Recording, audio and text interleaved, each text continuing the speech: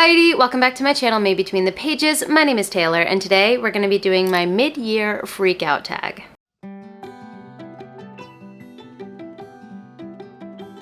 I love doing this tag every year. It is by far one of the most popular tags on BookTube, and for good reason. It's just really fun to check in with what you've read so far in the year and kind of give yourself a new perspective on what might be manageable, what you might want to focus on for the second half of the year. First, I want to check how many books I had read overall so far. My Goodreads goal is 75, and I have thus far read 27 books. Or 28 books. So we're a little bit behind.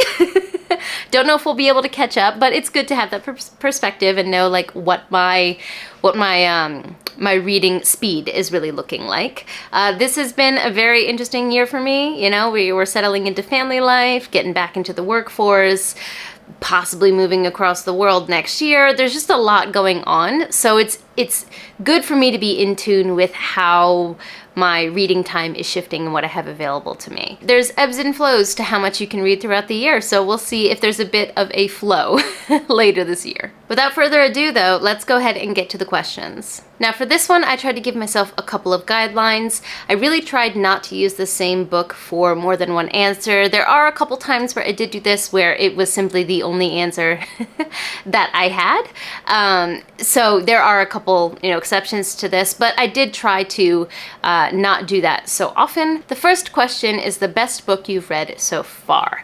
Now this was a difficult question, and you know that I can't follow the rules, so we're gonna get two books as an answer to this. But there are quite a few 5-star books that I've already read this year. While I haven't been reading as much as usual, I've been very particular about what I do pick up. So I have read quite a few 5 stars. So there were a couple 5 stars to choose from already. But the two that I decided to go with are The Passing of the Dragon by Ken Liu and Nettle and Bone by T. Kingfisher. Now why did I choose these two specifically? The Passing of the Dragon, I still think about it, if not daily, weekly. Ken Liu is one of my favorite authors of all time. I've talked about before how I think he has this talent for writing the unexplainable. He'll write about something and you recognize it as something that you knew but didn't know that you knew, if that makes sense. Like, oh, that explains that feeling that I've had, but I was never able to put my finger on. Somehow he puts that on paper. And The Passing of the Dragon is a very short story. I read it in one sitting in January, and by the end of it, I was bawling my eyes out. Like, I usually, if I cry about a book, it's usually a couple tears, whatever, I might sniffle. No, I was ugly crying by the end of this book. It just hit this chord in me, and it spoke to how I've felt as a creator, as someone who's trying to find their way in this new global super interconnected world where you have all of these opinions surrounding you 24/7. How do you navigate that? How do you work through that? And it's just something that has stuck with me ever since I've read it. I think it's a brilliant, brilliant piece of writing. It's absolutely worth your time. Sit down and read it over a coffee one morning, and start your day off with a new perspective. I'll have a link to it over on Tor.com in the description down below if you want to go check it out. And I chose Nettle and Bone for the second one here because it was such a pleasant surprise. I picked this up on a whim from my library. Didn't expect it to blow me away, but it did. I enjoyed every second of reading this book. T. Kingfisher is one of those authors that I'd heard the name a lot, but I never really thought that it was for me. I don't know why. I don't know why I wasn't interested in Kingfisher's works. I like me a dark fairy tale. I love myths, so I don't know why it didn't call to me, but it didn't.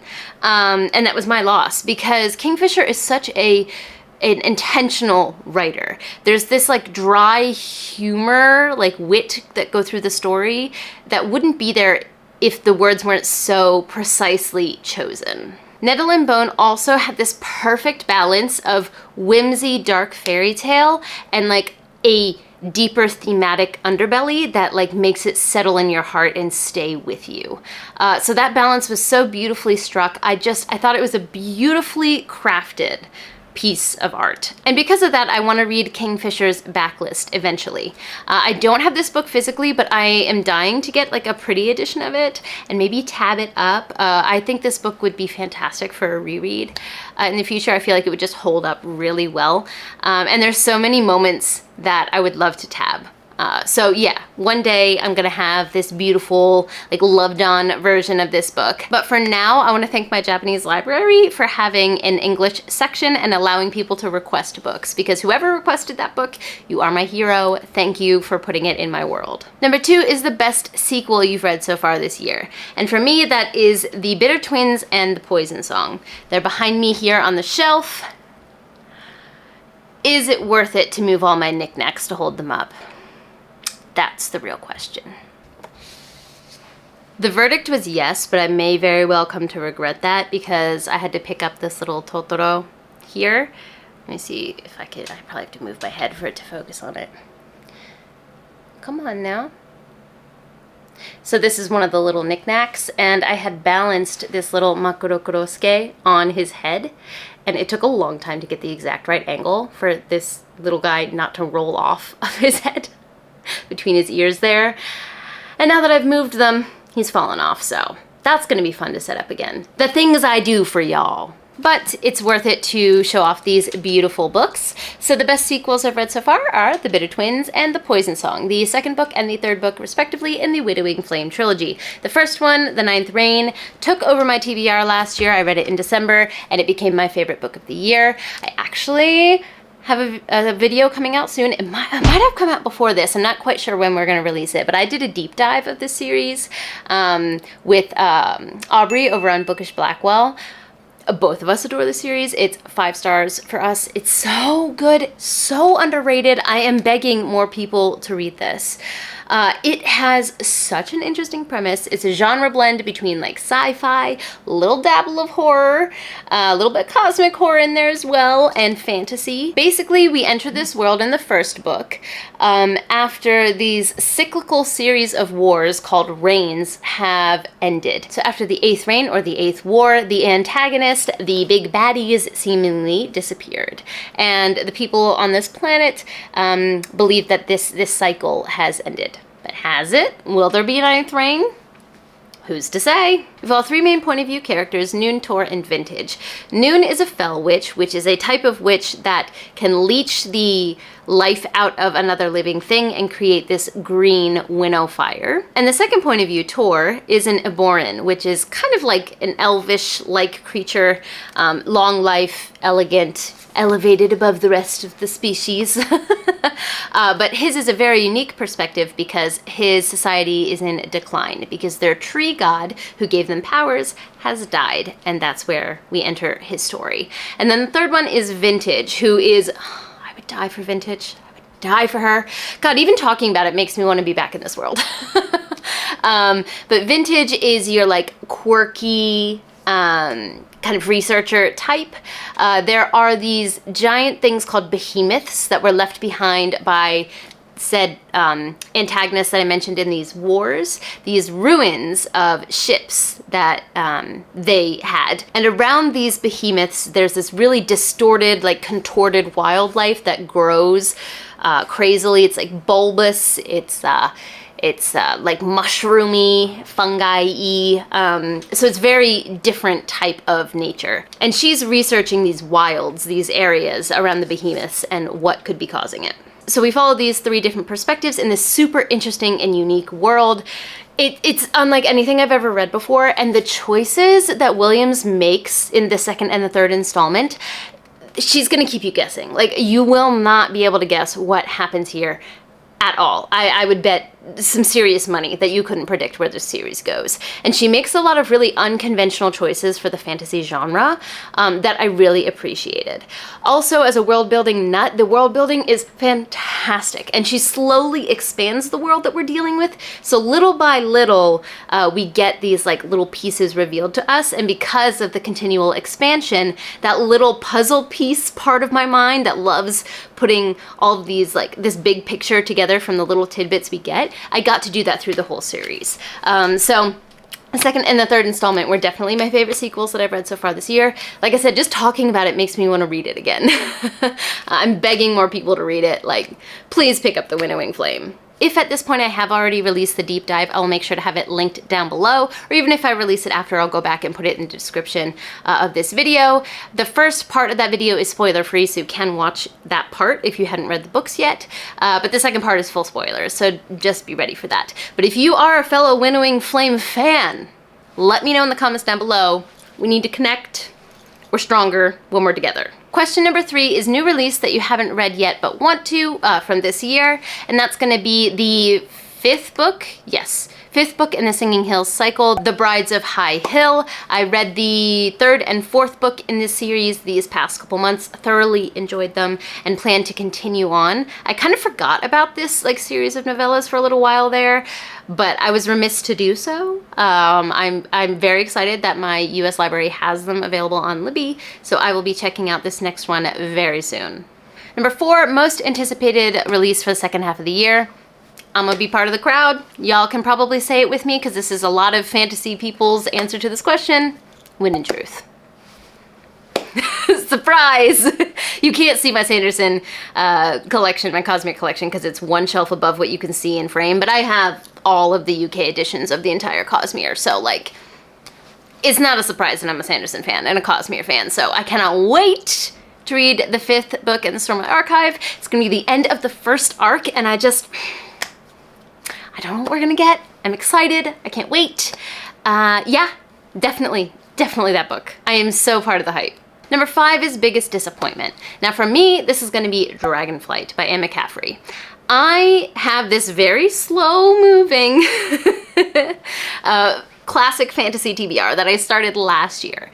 And we're little by little going through it. I still have it as a goal. I do, believe it or not. And the reason I made this was I felt like there were a lot of more classic, or at least classic in relation to when I started reading fantasy books that I hadn't read. And I wanted to have that kind of context and perspective on stuff that's released today by reading, what came before. So one of the books on that TBR was Dragonflight by McCaffrey. And this is praised as being a really revolutionary book in the way that dragons are written into stories and sci-fi is blended with fantasy. And while those elements were very much there and true, I can see why it's considered revolutionary in that way, I could not get over how awful the love interest part of this was. It was horrendous. Honestly, just awful. Not only the relationship between the two main characters, but also just the way that the main female character was written. Blatant misogyny. Anne McCaffrey is a talented writer. There were some passages that were absolutely gorgeous to behold. She clearly knows how the written word works. And yet, this woman chose to write a line where the main male character admits to marital rape, consistent marital rape, and says, oh, that's okay. She'll end up liking it eventually. Okay, my camera just ran out of battery, but I'm pretty sure it cut off when I was ranting about Dragonflight. So yes, this man, this character, blatantly says, yeah, she'll get used to marital rape. And that was a choice, okay, to write that into the book. Clearly, McCaffrey knows how words work, okay? There is such a thing as being a product of your time, but for a woman to write, and this man is not seen as this morally gray character, exploring morality. No, he is the hero.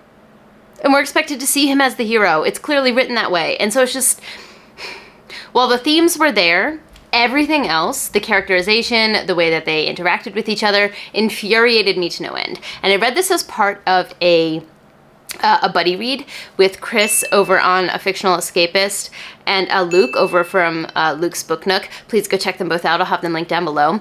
This was one of the best buddy reads that I've had, actually, even though I didn't like it, because our discussion over on Chris's channel was so interesting and so many different perspectives. But none of us liked the first book for basically the same reasons. But then Chris decided to take one for the team and continue on to the second book and see if this character, if it was a setup for development in the future, or maybe it's just the beginning point and the series continues and has some commentary on this stuff. He said, nah, just is what it is. And so I'm out. I'm not finishing that series.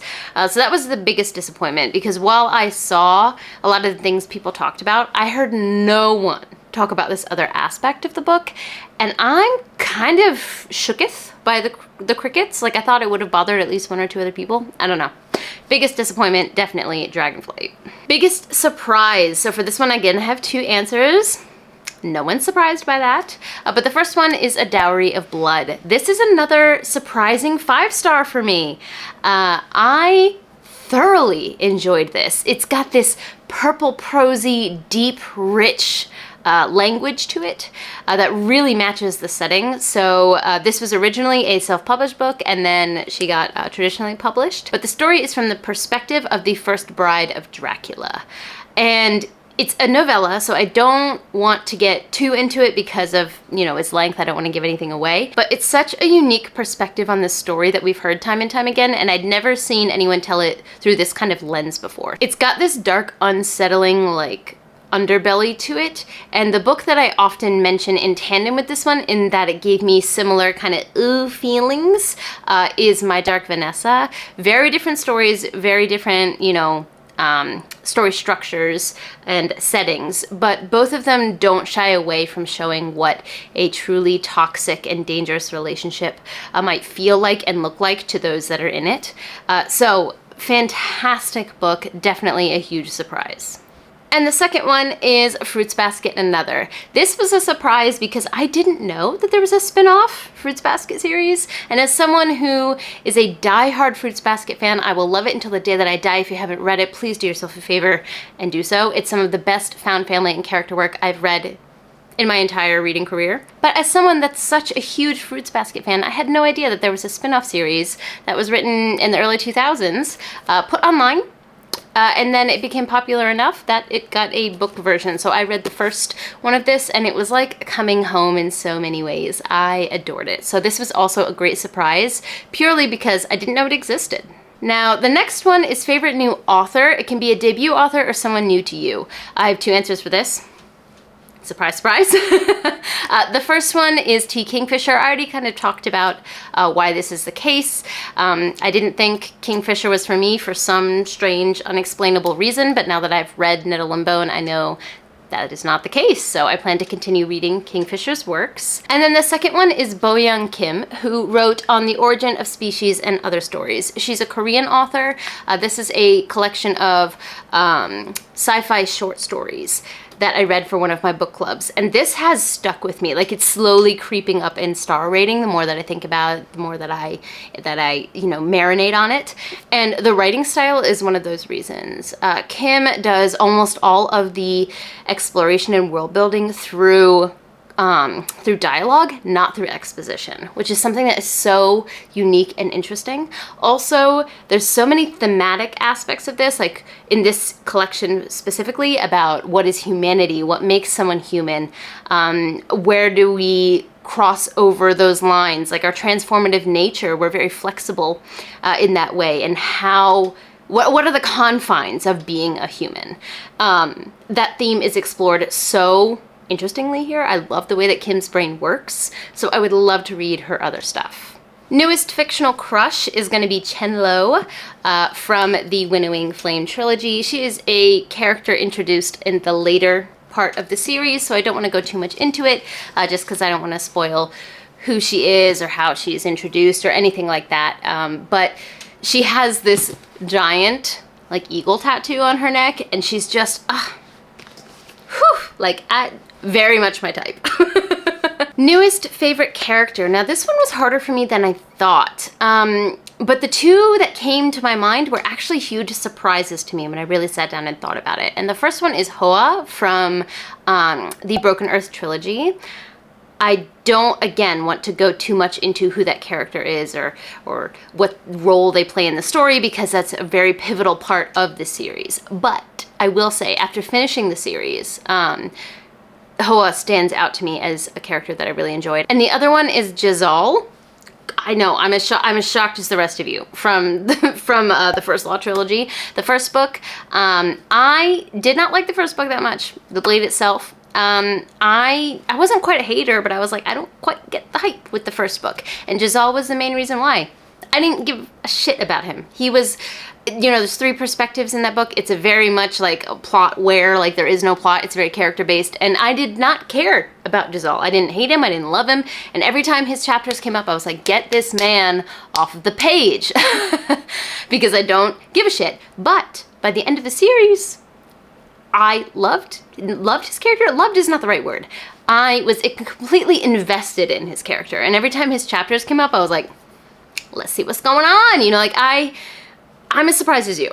But if I have to look at like the arc of the character and how much I'm interested in what's going on from his perspective, Giselle has to take the cake here. Again, this has to do with like trajectory over a series, so I'm not going to talk about any more detail than that. Book that made you cry? This should be an easy one. Talked about it earlier. The Passing of the Dragon. Sobbing like a fucking baby. Book that made you happy? 100% Winnie the Pooh. This was the first book that my patrons chose for me this year. I've talked about this a couple times on my channel now, but I'll just repeat it once more, which is that I had seen the Disney movie so many times throughout my life. I could quote it word for word, I'm sure, that I'd convinced myself I had also read the book. I hadn't. So I finally read it for the first time this year, and it is such a warm hug of a book. The wit, the humor, just the little subtleties that make it so whimsical and so charming. I can 100% see why this is considered a classic, and it is a new all-time favorite. I plan to kind of amass a collection. I have this Japanese version here. I've got a version or 2 in the States already. I can see myself like slowly amassing cute editions of this in the way that like some people do for Alice in Wonderland, stuff like that, over the years, because I adored it. Number 11 is Most Beautiful Book That You've Bought This Year. So I narrowed this down to not books that I've received this year, because if it was that, it would have been probably my Six of Crows and Crooked Kingdom Litjoy edition, because it arrived this year, but I didn't buy it this year. So I got 2 other books that stand out to me. If you know me, if you're around my channel, you know that I'm very specific about the way that I spend my money on books. I typically only buy things if I absolutely adore it and know that I love the content and there's like maybe 1 edition available, or I will make sure that I get the prettiest edition available and something that I love.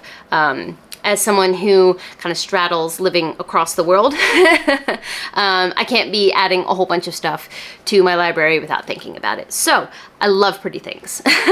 And the 2 that stick out to me, the first one is actually one that Hayato got for me, which is the newest book from my favorite Japanese artist and author, which is Jun Aida. He has this poetry collection here, and it's called Tomoshibi, which means like little light, kind of like the size, if you think of like a little candle light, that's kind of the image. And so I love this gold foiling on here.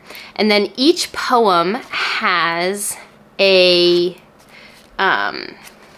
like sketch drawing next to it. He's a watercolor artist, but he starts with sketches before he colors them in, right? So these are like his original sketches with a poem that matches. And it is an absolutely stunning book full of beautiful art, really shocking and startling imagery. Although this one is from one of his other books. It's really cool to see like the sketch version of it.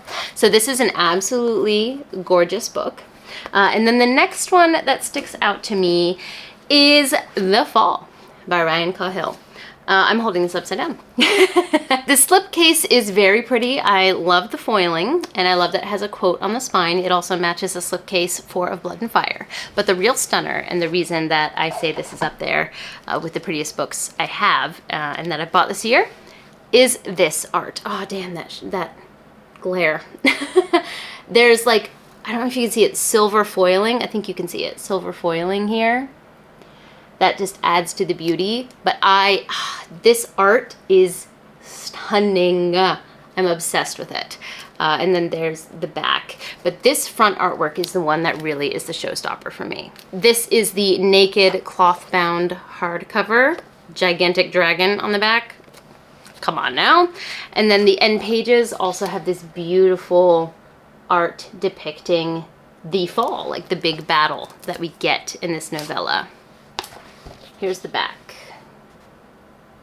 I have a particular love for small, like novella-sized thin books. I don't know what it is about them. I love holding them. So that also is working in this book's favor, but I just think it's absolutely stunning. The Broken Binding killed it with this one. They really, really did. It's part of the Broken Binding press, if you're curious. And finally, what books do I need to read by the end of the year? I mean, so many, so many.